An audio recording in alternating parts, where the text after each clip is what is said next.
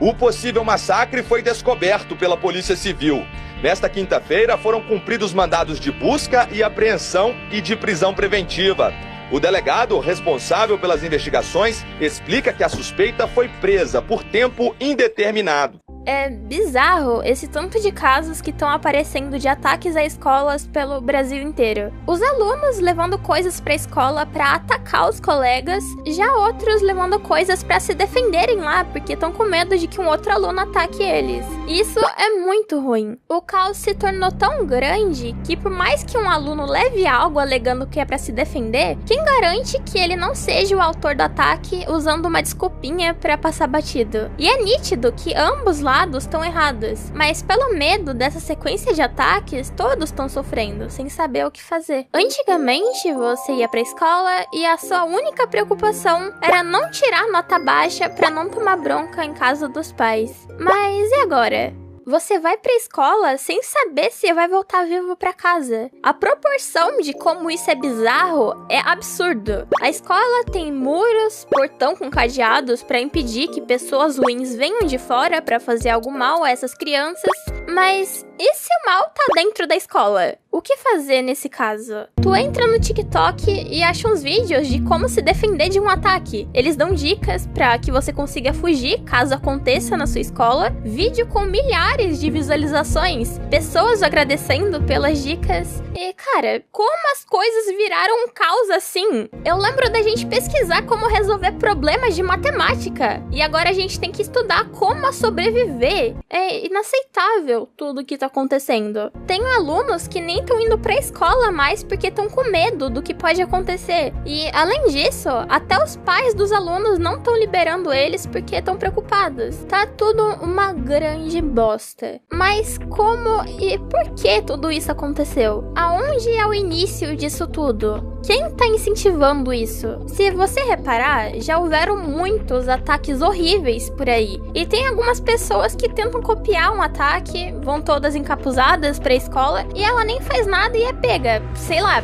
jogando pedra numa janela. E cara, é patético de querer fazer algo assim. E sim, na minha escola teve gente que levou faca e tiveram alguns boatos de que teve até arma. E eu não faço ideia se isso é verdade, tá? Mas é complicado, porque quem vai atacar pode ser quem você menos espera ali, sabe? E um amigo seu pode ser essa pessoa e você fica ali meio desconfiado de tudo e de todos. E pior que tá difícil dessa situação toda acabar, porque tem muita gente se escondendo atrás de uma tela de PC ou celular pra aproveitar esse hype de ataques que tá acontecendo e apavorar ainda mais os alunos das escolas, dizendo que vão fazer ataques lá e marcando até dia pra isso, sendo que eles nem vão fazer nada. É só pra ver o circo pegar fogo mesmo. E por trás de alguns ataques, tem sim grandes pessoas influenciando pra que isso aconteça. Sabe-se lá Deus porque querem isso. E uma influenciadora do TikTok foi presa por causa disso. Glauciele Smith, uma TikToker de 4 milhões de seguidores, pelo menos é o que sites de notícia falam. Pra falar a verdade, eu nunca nem tinha visto ela na vida. Infelizmente, ou felizmente, teve seu perfil banido e a conta oficial dela simplesmente desapareceu logo depois dela ser presa. E aqui não se trata de tretinha de youtuber na internet, onde um faz o vídeo rebatendo o outro e, sei lá, no máximo dá um processo no final e depois o assunto morre. De uma hora pra outra, ela foi presa. E você percebe que o assunto é muito mais sério porque foram buscar ela em casa. E pra isso você tem que ter cometido um crime, ou no mínimo ser muito suspeito de ter feito algo. Porque a polícia não pode simplesmente te prender do nada. Eles precisam de um mandato de apreensão. E foi aí que deu uma merda enorme pra ela, porque ela foi presa por ser altamente suspeita de fazer ameaça de ataque usando algumas contas fakes e também incentivar ataques nas escolas. E como ela é famosa, tem gente sim que acha que ela não deve ficar presa e já outros acham que ela deve ficar lá mesmo. Só que assim, alguns esquecem que não é porque ela é conhecida por bastante gente que ela não tem problemas psicológicos. Eu não sei o que leva uma pessoa a incentivar coisas desse tipo, mas só de não se tratar de exposed de Twitter e já começar diretamente com a polícia prendendo ela, alguma coisa tá muito estranha. Se ela for inocente,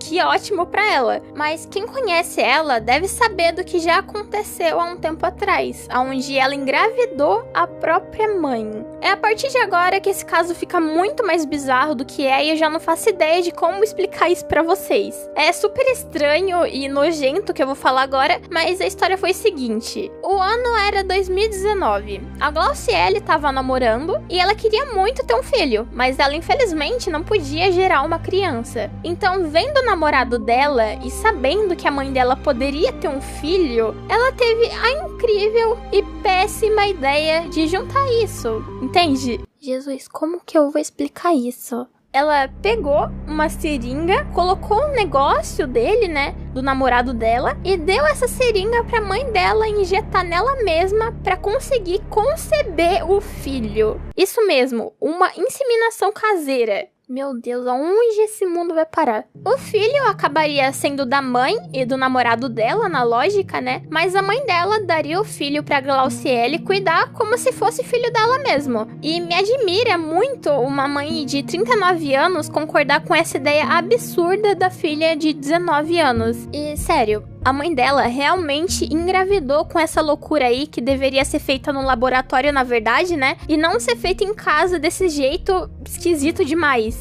Elas acabaram trocando os documentos. A mãe dela utilizou os documentos da filha para fazer o pré-natal da criança. E assim seria muito mais fácil de registrar a Glauciele como mãe dessa criança. E quando chegou os 9 meses, a mãe da Glauciele foi pro hospital. E como ainda não estava na hora do bebê nascer, o médico falou que ela poderia voltar para casa. Aí o bebê acabou nascendo na casa dela mesmo, mas infelizmente a criança acabou não resistindo. E o mais bizarro é que a mãe da Glau tentou entrar no hospital se passando por ela. E a Glau foi no hospital, tirou uma foto deitada na maca e postou numa rede social falando que o bebê nasceu morto, como se fosse ela que tivesse perdido a criança, sendo que na verdade foi a mãe dela que esteve grávida esse tempo todo. Após o parto caseiro, a mulher acompanhada da filha foi levada para o hospital municipal pelo SAMU. Durante a internação, a jovem tirou esta foto postada nas redes sociais, dizendo que ela estava grávida e que havia perdido o bebê por falta de atendimento médico. Os médicos, suspeitando que tudo isso estava muito estranho, chamaram a polícia e então as duas tiveram que se explicar por falsidade ideológica. E sim, é crime você tentar se passar por alguém. Mas isso daí acabou não dando em nada, porque a mãe e a filha estavam envolvidas nisso e o namorado dela também não quis registrar queixa sobre o caso, porque ele provavelmente também estava de acordo. E sinceramente, cara, vendo esse caso, parece até coisa de filme, de tão inacreditável que é tudo isso. Mas o que leva uma pessoa a fazer esse tipo de coisa? Só por essa história antiga, dá pra saber que ela precisa de algum tipo de ajuda médica, porque ela tem problemas psicológicos graves. Afinal, que pessoa sã faz uma coisa assim? Eu acho que ninguém normal, pelo menos, né? Mas a polícia já tá por trás desse caso. Ela já foi presa e tá sendo investigado mais a fundo, né? E se ela tem algo a ver com esses ataques, vai ser sim descoberto. Mas enfim, é isso. Muito obrigada por me assistir até aqui e até o próximo vídeo.